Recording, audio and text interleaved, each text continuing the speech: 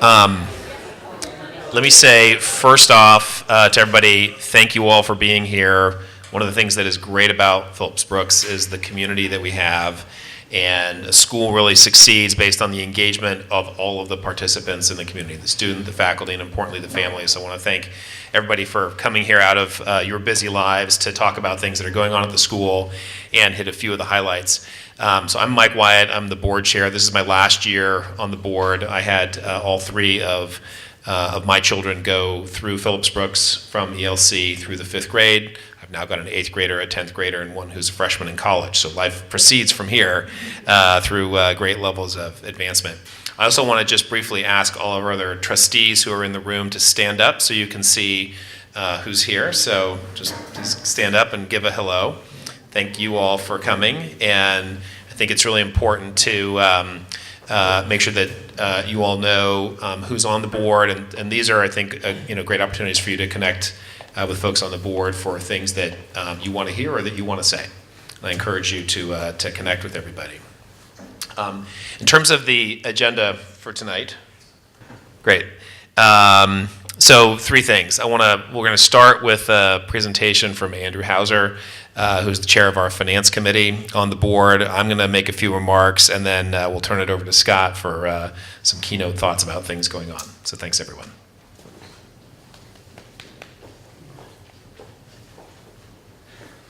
All right. So we used to put finance at the very end, and it was always somewhat anticlimactic, I would say. Today we are going to put it at the beginning and save the exciting stuff about vision and future for the end. But I also hope that putting the finance at the beginning may give you a little financial context for some of the priorities and things that Scott is going to be talking about. So like last year, I'm going to be targeting this talk towards new members of the community. Are there any people here who are first or second year in the PBS community? Cool. So I'm targeting this at you, but also hopefully everyone else gets something out of it too. But I think back to my first State of the School that I attended 8 years ago, and some of the things that were going through my head, and thinking some of them are probably going through your head, such as what are the school's financial priorities? When it comes to the finance committee, what are some of the questions you have? What are the financial priorities? What does the finance committee do? What does the board do? How does the business model of a school work? How come, in addition to tuition, the annual fund and the benefit are such an important part of the school's budget? And what are the sources and uses of cash in a school? How does the income statement work? So to start with, financial goals. In the spring of 2015, we completed a 5-year financial plan, and it came up with 4 key priorities came out of that. One is campus permanence. Most of you know, but maybe not everyone knows, that we rent this land from the Los Alamitos School District. In 2012, through the work of Lance and Mike and Scott and other people, not me, we were able to extend the lease till 2032. And 20 years at the time was great. We've been leasing land from the Los Alamitos for 40 years. At the time we extended it for 20, it felt like forever. Now 16 years left, or 14 years left, I guess. And we're already starting to negotiate the next extension with Los Alamitos. And we are also at the same time in parallel looking at potential truly permanent options, but those are at this point somewhat speculative. Second priority, attracting and retaining the best faculty. As most of you guys know, we live in a very competitive part of the world, and we live in a very expensive part of the world. And attracting and retaining the best faculty is probably the single most important thing that we can do to deliver the mission of the school. We can do that in part by just having a great community, having great students, having great parents, a place that teachers actually enjoy coming to work. But in part, you have to be financially competitive. So financially competitive, we have defined that by when you look at the entire package of salaries and benefits targeting the 75th percentile. In addition, on top of that, we provide significant professional development opportunities for faculty that we think benefit both the faculty as well as the students and us. Third key initiative, accessibility. Accessibility, tuition, most of you figured out by now, it goes up by more than the rate of inflation every year. not just at PBS, not just in elementary schools, not just in California, pretty much every school, every private school in the country at any level. By definition, you compound that over years, that means schools are getting less and less accessible year over year. To anyone that went to private school 30-ish years ago, as I did, you do the math and think about the cost of your tuition relative to a median income, that ratio, when you were at private school compared to that ratio today, it's not even close. It's a major societal problem that someone will have to solve at some point. But what we do in our own way is try to support it, solve it slightly through financial aid.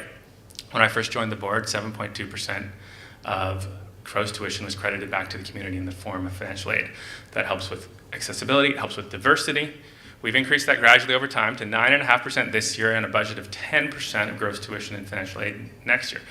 Awesome numbers, awesome progress, but just to put it in context, the average California independent school gives 13% of its gross tuition back to its community in the form of financial aid. So we're getting there, more to come. Endowment, the endowment of $10.1 million. It is very conservatively invested. Some might say too conservatively invested. We use Vanguard. We put it in a mix of 60% stocks, 40% bonds, international, domestic, and the 4% that we're able to draw from that every year provides a significant and important source of income to the operation of the school. So the role of the board and the finance committee, providing financial, did I get it? Yep. Providing financial oversight and guiding the financial stability of the school. Recommending the budget to the board, overseeing the endowment, which I just talked about, but also cash reserves. Cash reserves are unrestricted cash on the school's balance sheet that we can do whatever we want with.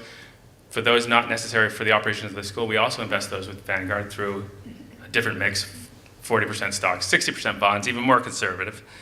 And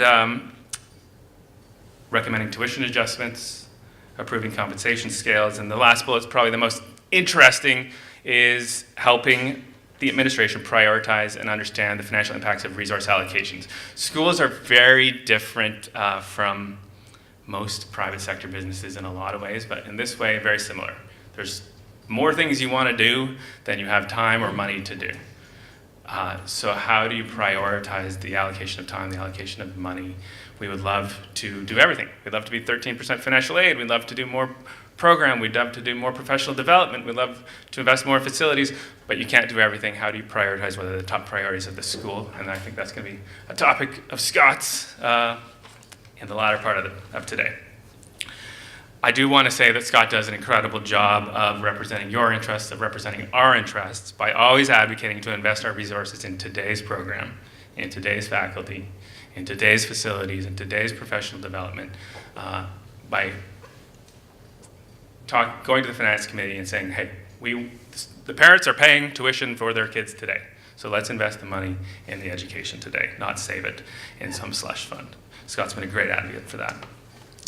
So I think the new Director of Emotional Intelligence is a great example of that, of something that Scott advocated strongly, a new program, a great addition to the school that's already having a great impact.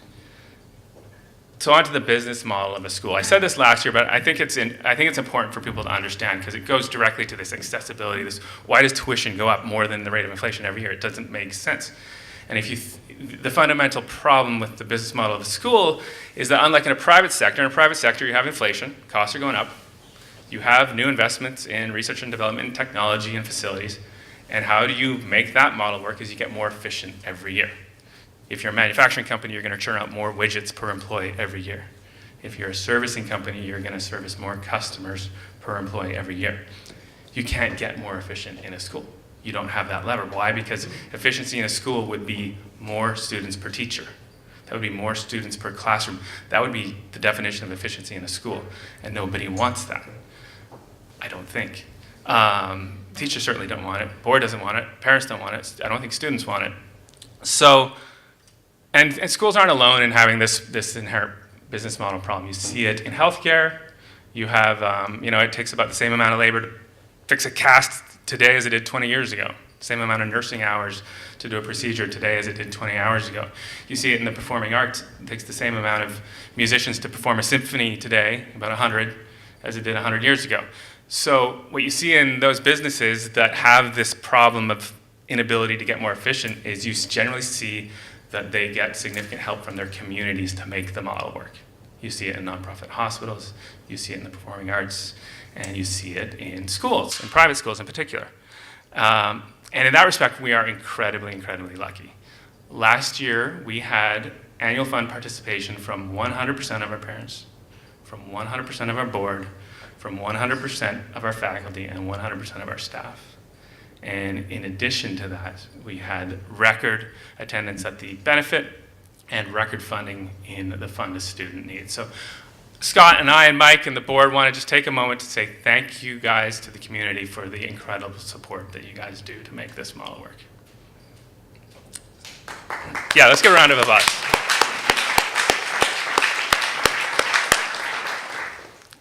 So a little insight into the financials of the school.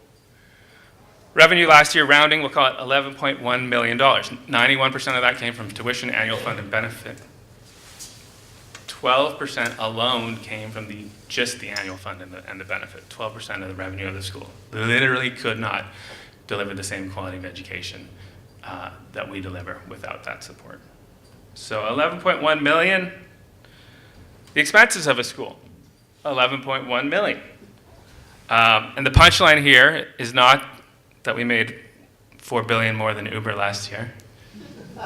Sorry, Sydney. The punchline is that we're investing everything we take in into educating our kids. And something Scott's been a strong advocate for. 57% of our expenses go to salaries and benefits. Not surprising in a service business that the most significant line item would be salaries and benefits.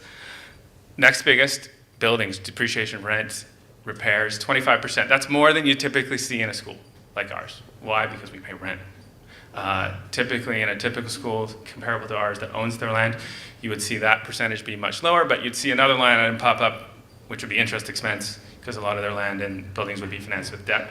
We're very fortunate in that we don't have any debt or interest expense. Those are the two biggest line items. After that, you have instructional and administrative expenses, which include things like professional development, school supplies, legal, accounting, conditional use permits, insurance, things like that. But 11.1 million in, 11.1 million out. It does include depreciation, which is a non-cash expense, but that we do need to save for a rainy day when that depreciation actually becomes a real facilities need. Financial aid, 7.5% of gross revenue.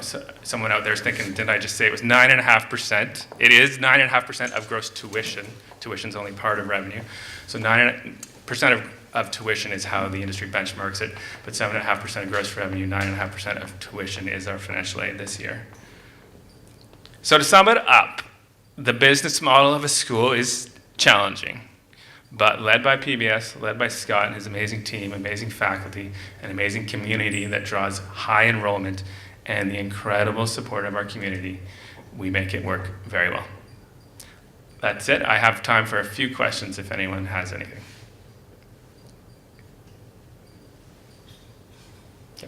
The new building we're renting right now, and it's a long term. Are we looking into buying a place or building a place, or what's the vision? I think that's not the goal. It's like what's the vision? I think that's more like where we're going. I think we're both going to hit that. Mike and Scott will probably be talking about that. Full answer coming right up. Okay. Short answer is parallel track, keep negotiating with Las Lamitas to keep extending this as long as we can. And also, continue to look if there are more permanent options. Longer answer coming. Any other questions? Awesome. Thank you guys very much. Appreciate your support.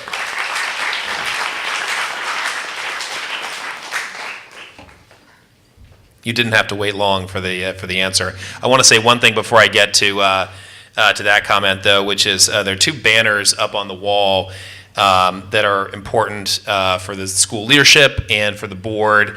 One is the mission statement, and one is the list of core values. We have a tradition at the beginning of the year, at the beginning of meeting, to just remind ourselves of the mission of the school. Why is it here? What is its goal? When it was founded, what was its purpose, and what are we trying to do? So in all the things when we're trying to make decisions as a board to guide and support Scott and the team and all the things that we're doing. This is what we come back to as the bedrock, and I would just encourage you to just take a glance over there and read it for 15 seconds while I pause here. I'm going to read it out loud for the recording. The Phillips Brooks School community inspires students to love learning, to develop a spiritual nature, to communicate effectively, to be kind to others, and to respect the uniqueness of each person. It's really simple, it's timeless, it's important, the words are well chosen, and those are things that we always look back to when we're trying to make decisions about how to do the best job that we can. Let me hit one thing here, if I have the right slide up. This gets to the question about land. We had, as some of you know, a committee on the board, which was the middle school task force that over the course of the last 2 or 3 years had explored the question of whether or not we could or should build a middle school on this campus. One of the things that's an important kind of departure point from the school today is placement from here into the middle schools, and there's a lot of rationale for having another middle school, and Phillips Brooks operating a middle school.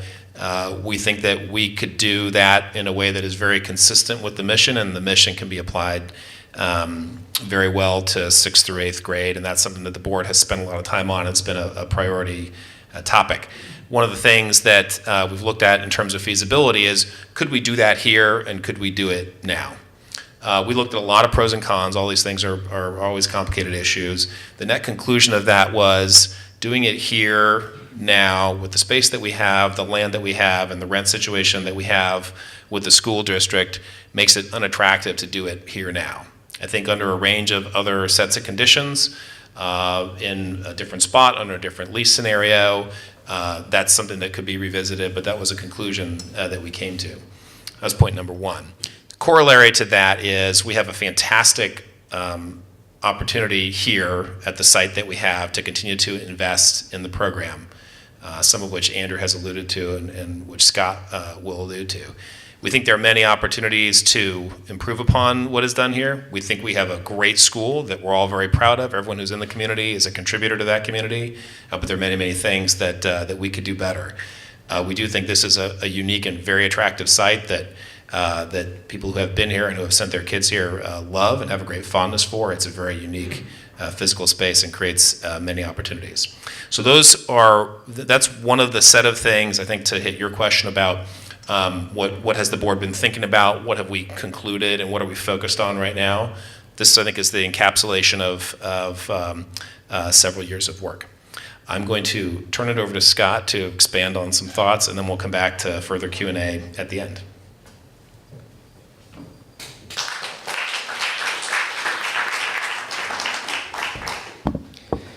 The state of the school is strong, but the state of my voice is mediocre. And that has to do with a cold that I probably picked up from one of your children. So I will do my best to muddle through, but you'll just have to forgive me for having day 6 of a cold. So, but I know we're not here to talk about my voice or the other stuff, but we're here to talk about our students. And we're all here because we want what's best for our students. We're all at PBS because we want to be the best school for your children.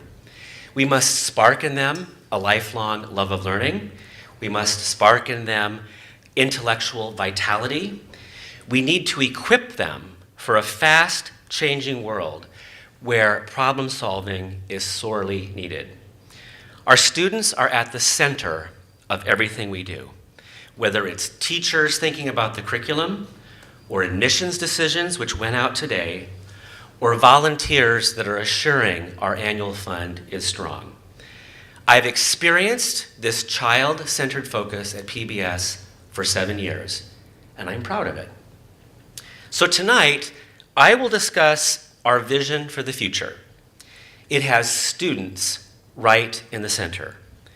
But first, let's rewind a bit back to our beginnings. Last fall, several PBS supporters, past and present, gathered to conduct an historical survey. I was particularly inspired by the PBS origin story, how we came to be, and why we came to be. Basically, it went like this. PBS and Trinity were one school. A plucky group of parents and teachers were convinced that the leadership was not putting students first. Rather, they were channeling financial resources to the church. So this scrappy group of parents and teachers walked away. They got a rental agreement for this very same site. They put together a curriculum and started school all in one summer. That's an inspiring reason to be, that our founders decided to build a school centered on our students. Compare that with today. I can tell you that my administration, the faculty, and this board of trustees all have students at the heart of every move, every decision, and every single dollar spent. Indeed, our whole premise for being is that we want to offer our students the best possible education. The vision I'm outlining tonight deepens our commitment to an outstanding education for your children. It dares to conceive what a premier preschool to 5th grade education could look like. Some things will change, and some things will advance our excellence in key leadership areas. But some things will remain bedrock. Our students must be academically strong and emotionally intelligent. They must be creative problem solvers, flexible thinkers, and able to learn from their mistakes. They must know how to think on their feet, reflect, exercise good judgment. I think we have the opportunity now to build a very bright future for PBS. Our vision encompasses 5 priorities: our teachers, STEM, health and wellness, the arts, and tuition support through financial aid. And the faculty is first, because it remains the chief factor in your children's education, the number one factor in a successful school. And since students are at the core of our efforts, every effort, we as a school must retain, attract, and develop teaching talent. Parent and student surveys have clearly demonstrated that our teachers do a great job inspiring your children to learn, and that we have also been hiring excellent teachers. But we face headwinds. The Valley's high cost of living makes insanely commute times for our teachers. There's difficulty finding and paying for childcare.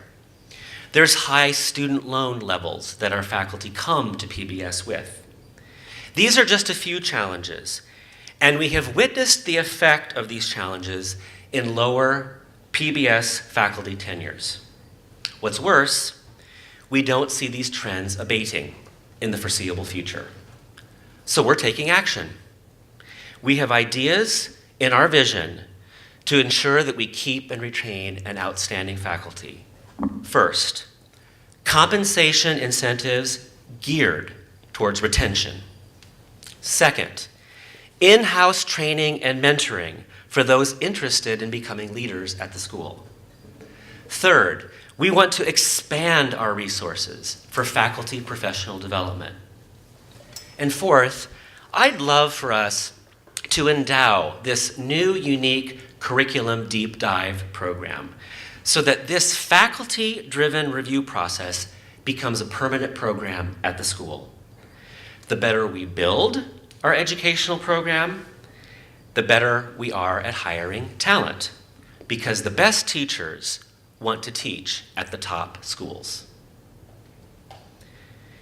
Second, although we've made improvements in our math program, the future makes it super clear to me that we must double down on our efforts. Curricular changes in STEM, that's science, technology, engineering, and math. Those curricular changes are happening at an ever-increasing pace. We must continue building math intuition and number sense in our students but we also must balance that with stronger computational fluency. We must continue inspiring math problem solving among our students, while balancing that with higher efficiency, accuracy, stamina, and math muscle memory. We want to better prepare our students for the math programs and tests that they will confront in middle school. This spring, for example, to get started, a PBS team will visit the 7 middle schools where most of our graduates attend. We absolutely want to ensure readiness for these schools, and we absolutely want to ensure that our math program is aligned and growing and strengthening. For building the future, we're not only looking at building on math, but several other areas. One idea is a fully conceived STEM program that fully integrates technology and engineering.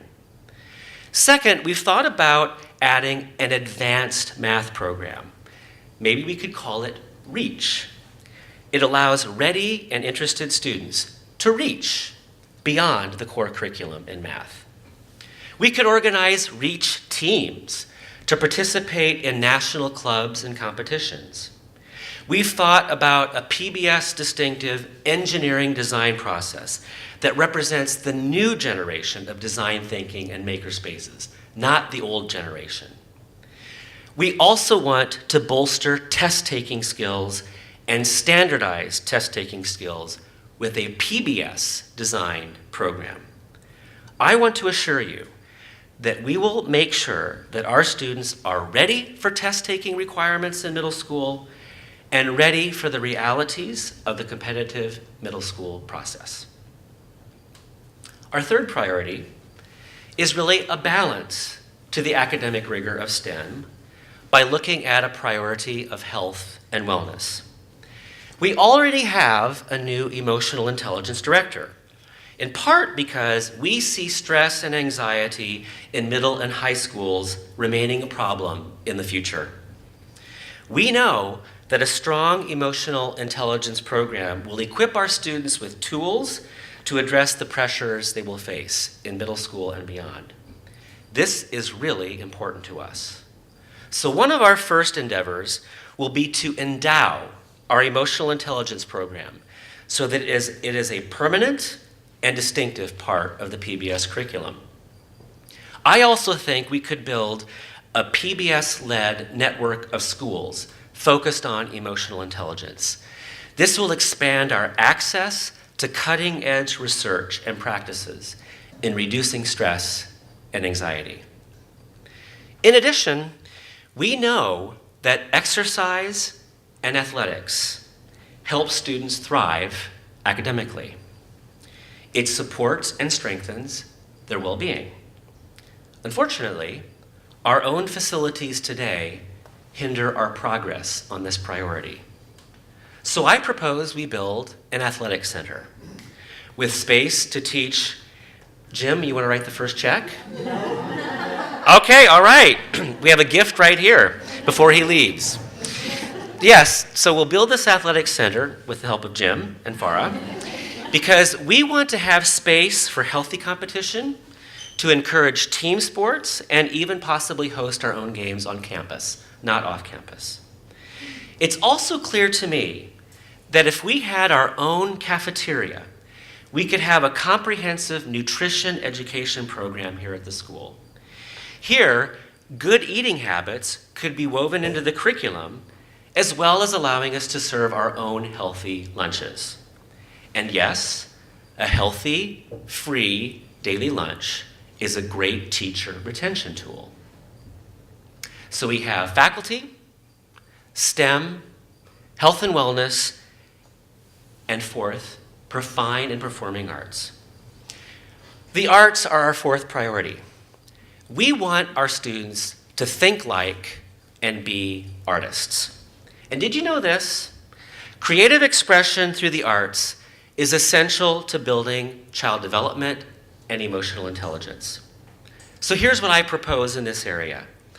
Let's build our first ever performing arts pavilion with space to rehearse, perform, and exhibit, space that doesn't exist today. Let's have annual productions in each grade, something that would be brand new in the younger years at PBS. Let's fund a new theater and dance program. I know that a lot of your children would love to have a theater and dance program at PBS. This would allow your students, your children, to explore and engage in the full range of the arts on a rotation throughout the year: music, fine arts, theater, and dance. And finally, our fifth priority is tuition support through financial aid. We know that children learn best when their thinking partners and their peers represent a wide and diverse range of backgrounds and beliefs. The racial and cultural diversity of our student body has grown and increased, but we have not been as successful in expanding socioeconomic diversity. Part of the challenge is geography. The cost of living is so high that it's unattainable for the great many to live within 20 miles of PBS. But we can do better than we've done. So here's what I propose. First, let's increase funding for tuition support as a percentage of our tuition. As you've seen from Andrew, we've added resources over the years, and we're proud of that. But we're not as good as our best competitors. Second, let's consider increasing transportation support to the school with routes that will accommodate more families. Third, let's continue faculty discussions already started this year to find a way in the curriculum supporting students with a diverse range of backgrounds and beliefs. And then finally, that new cafeteria I mentioned, let's make that cafeteria a community center. Community is a core value. Let's make it a community center to celebrate all of our diverse cultures and traditions. Let's do it as a full school, not in individual classrooms.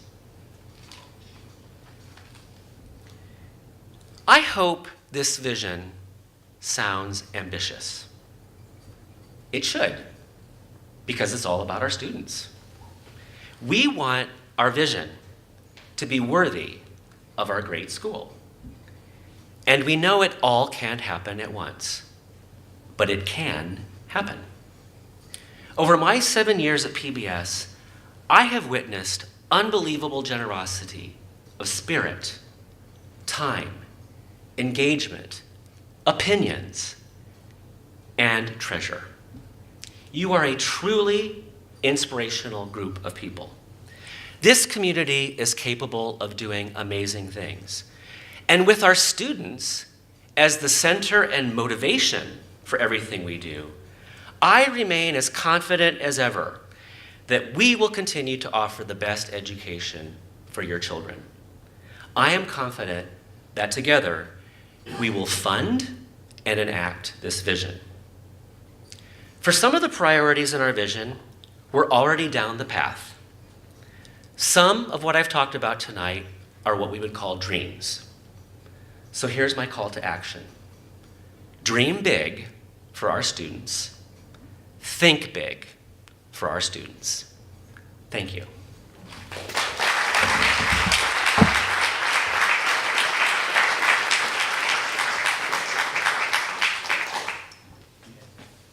Thank you, Scott, for that. And then I think now we'd love to take any other questions that either you came with or that were inspired by some of the comments from tonight. Farah. So Scott, I loved everything you said, except the part where Jim's gonna fund them. Too late. It's already been on. It's on tape. To be serious,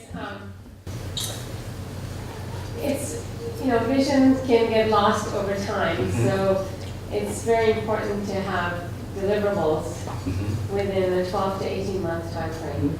So what can we expect of that list? Where are you going to be in 3 or 4 things in the next 12 to 18 months? Thank you for that question. In schools, an older model would have said that a school would hone a shorter list of priorities and then go out and start a 3 to 4 year capital campaign to fund them. What schools are finding today is that it's more effective to have a big vision for a longer period of time. Sort of this idea of dreaming big and thinking big. Because I want to start where you started, which is that you love it all. You're inspired by it. And one of the things schools are finding is that when their families who want the school to advance on many different levels, that they are discovering that there's a lot of unrestricted funding provided to the school. And then the school leadership, my team and the board, can prioritize. Sometimes that prioritization might happen because it takes longer with a capital project for a building because of an entitlement process in the city. And you can do something like funding or endowing a program much more quickly. So what we would like to do, I think, over the next few months is to hear more of what you have to say. Not what you would delete or add or perhaps what you like or dislike, but how you feel about this vision, what you think of these priorities. And then what we're going to do in the finance committee and in the board is start to put some dollar figures to these so we can be more specific, and then begin speaking to members of our community about how we could fund and enact this vision. But I think it's more of an iterative approach today in schools because it's a more complicated process with projects like this.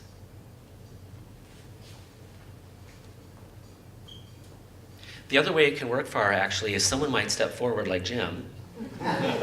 No, and say that this is, and this has happened in schools. That idea is so inspiring. I'm going to provide the lead donation, and that's a challenge that then a school can pivot to and work towards. So it's part opportunistic and part philosophical. That's why I started tonight with the big vision, because now you know what we're thinking about.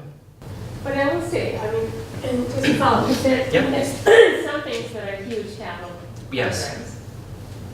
And then there are some things that are pivots in curriculum Yeah. and adding maybe teacher resources or programmatic resources that are not that expensive. Right. And so, as it relates specifically to STEM and math, Mhm. what are you trying to do that's going to be doable in the next 12 to 18 months? Because that's, to me, that's something that isn't incredibly expensive, like building a new cafeteria or a new gym. I think we could do some of that, and we're already starting that with this math research project, visiting schools. And I think we need to do a little bit more research on what a program like REACH could look like in reality, figure out some more tactics. But one thing I will say is schools have to be, especially with what Andrew said earlier, schools need to be careful not to rush to programs that they only fund in the operating budget, and then financial pictures change, and then they need to retract some of that.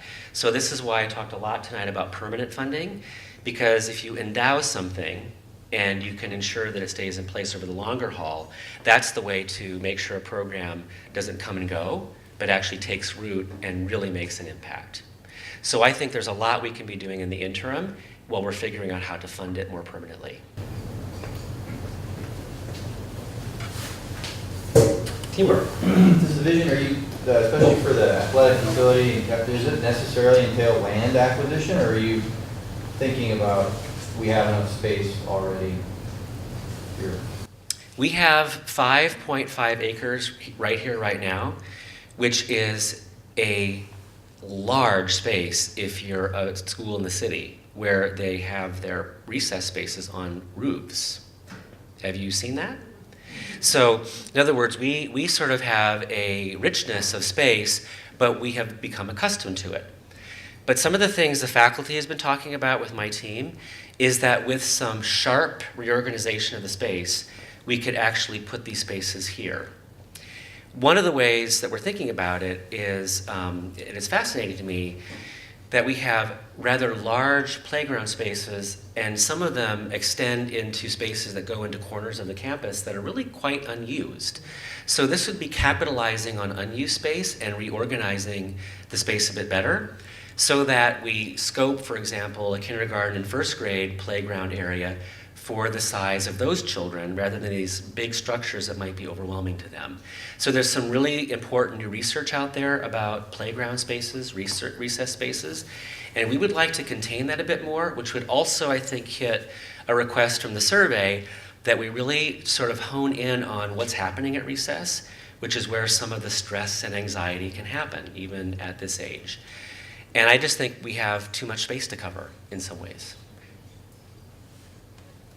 So the short answer is we would want to do it here.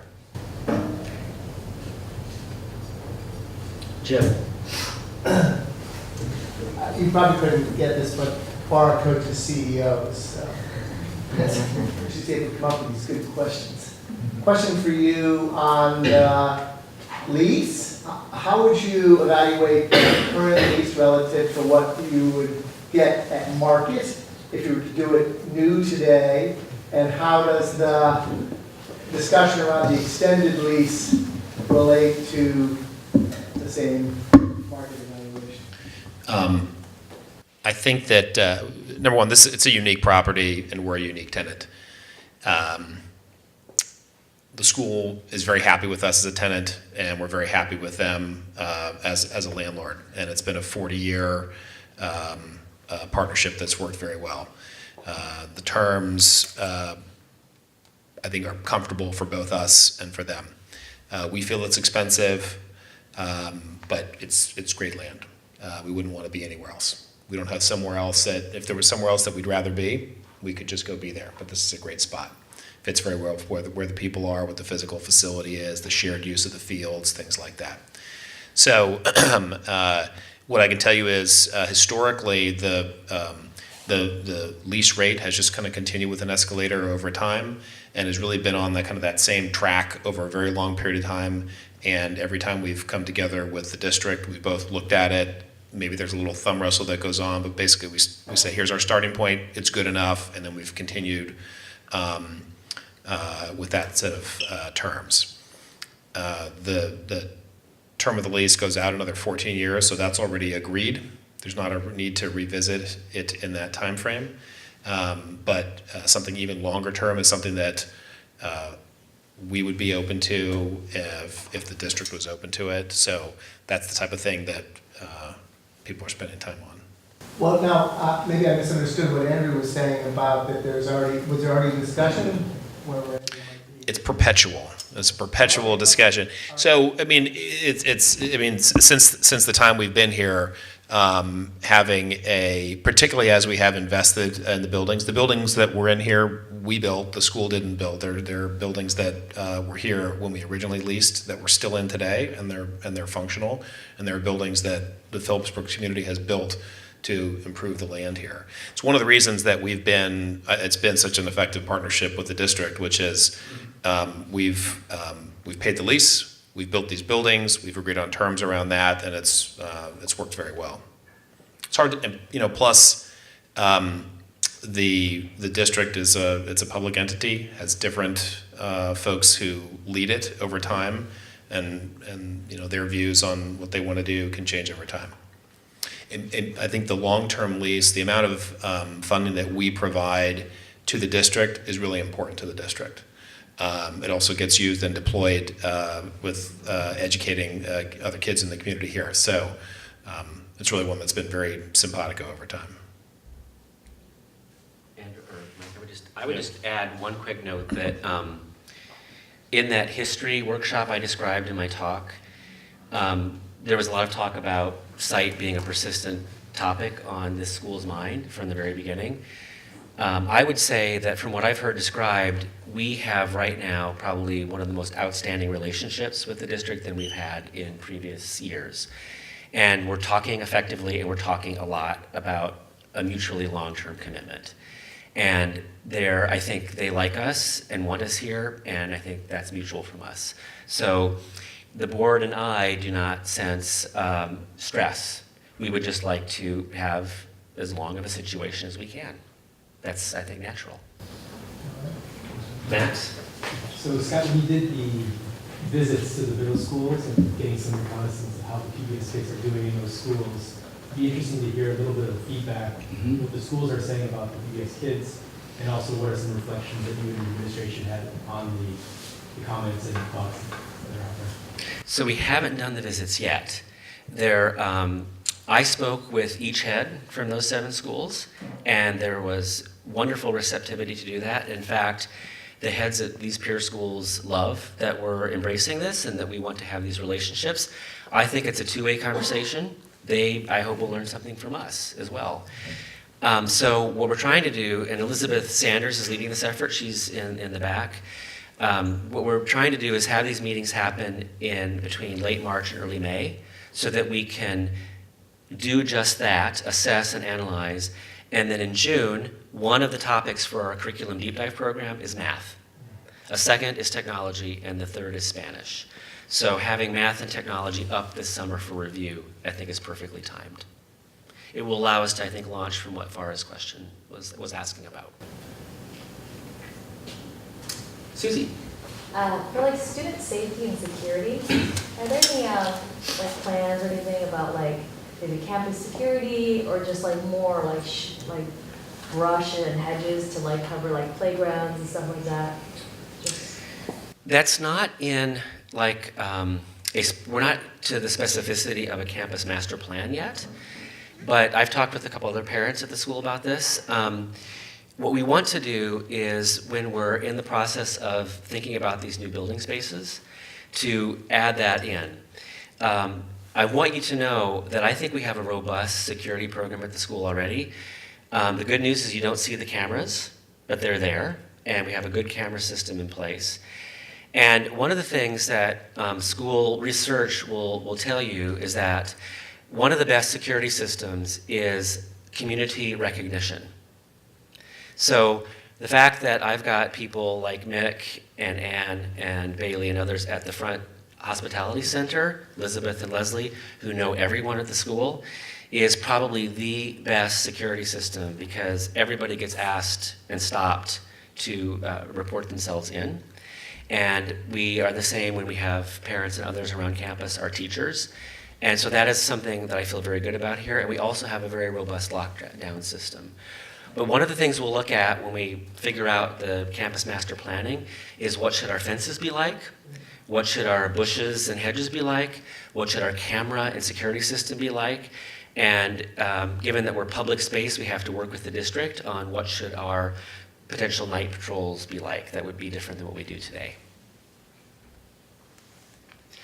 On this one, the heartbreaking news is hard to rebuff because there's so little we can do to prevent what's happened in Parkland and other places, because the intuitive thing is that an armed guard would help. Well, it didn't. Or that a fence or a gate would help. It doesn't. And so what I want to make sure is that we're doing everything else we can to prevent breaches of security and safety at the school, which is a top priority for the board and for me.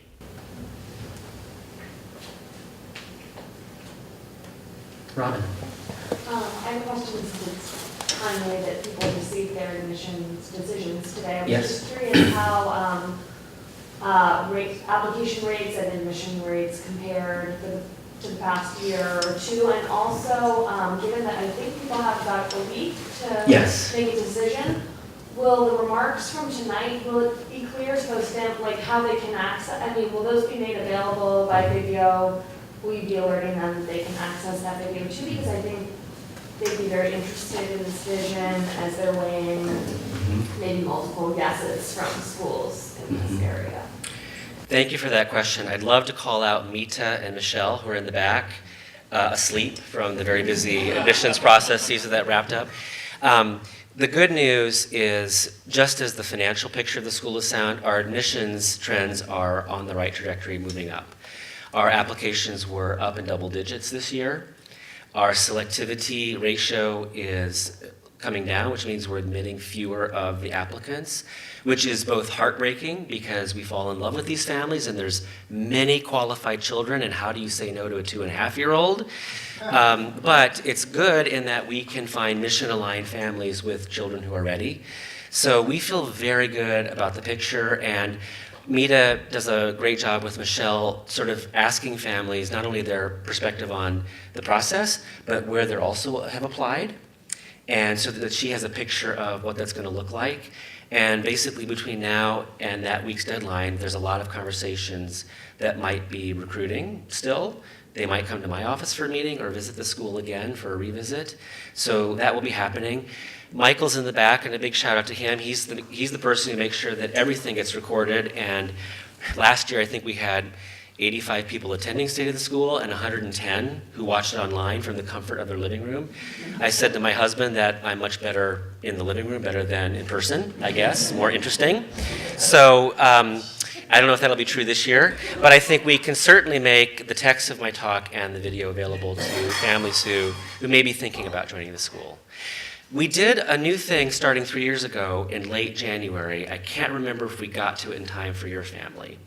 It was for all applicant families, everybody who had submitted an application, and we invited them for a dinner here at the school, child-free, where I give a mini State of the School, which just gets them engaged in Q&A and the vision of the school in the middle of wanting them to feel great about their application. So it's an intense process and one we take very seriously because they're joining you. These are children joining you.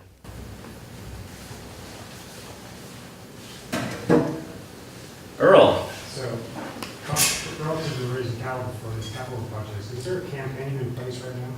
Or do you have a campaign vision? There is not an official campaign in place right now, but we see this vision as a first good step in doing that. One thing that we face is, you've created a problem. We have this outstanding annual giving program. Annual fund, record dollars raised every year over the past 3 years, record participation over the past 3 years, benefit record participation and giving over the last 3 years. So we've got a great foundation in our annual giving program, annual fund and benefit. So what we have to do as a school as we age and move beyond our 40th year into our 41st year is to really think about reframing our philanthropy culture to one where we're having a rolling campaign. Because schools that do this successfully are constantly raising money for important transformational things. So Farah's question in 7 years could become moot because we're constantly raising transformational funding to do the things we want to do. So that's the precipice that we're looking at right now as we think about planning for a first campaign in a long time. And I would just add that, regardless of the form, rolling campaign or kind of a more traditional campaign, all these visions and opportunities will require outside funding. The school's in fantastic financial shape, but all these investments we think have ideas, plans, parameters that work within our lease year and maybe an expanded lease to make those happen. So to really put all these things in motion, it's going to take some outside capital that's not within the school today. We now share this vision, which is fantastic. There should be easily put that into a campaign, like a 4 or 8 year campaign. Yes. Quiet period, public period. That's right. And that's what I was commenting on earlier, that schools are finding that being able to pivot and be flexible about how that's structured has been a successful experience for many schools. I think we have time for one more question before we'll let you get back home to your families. If there's one more question.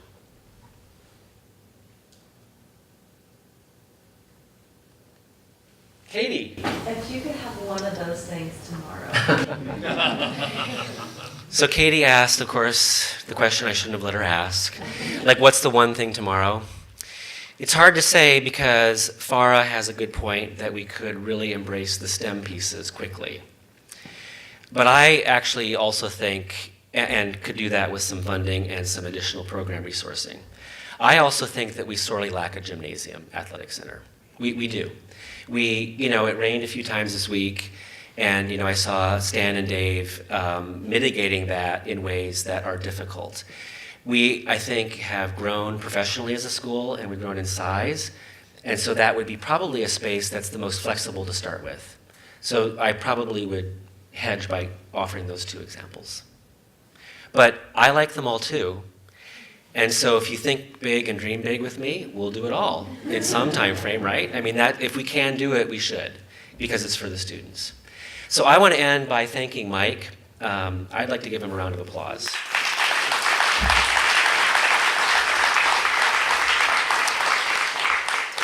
I go to a lot of heads events and, workshop events where there's, workshops on how to get along with your board chair and the board chair head relationship. And, when things go south, it can, all of that stuff.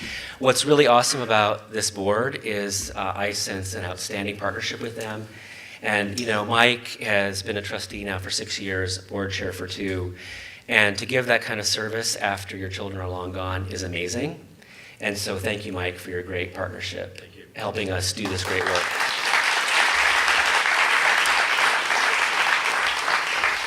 And also, I'd like to end by thanking all of you. I think you're super enthusiastic about the school. I sense it. I love that you share your opinions and feedback. I just read the parent survey. It's great because accolades only take you so far. What we need to know is where the heat is. Where can we improve? And I think this vision does that. So let's do it together, and I thank you for your partnership. Have a great evening.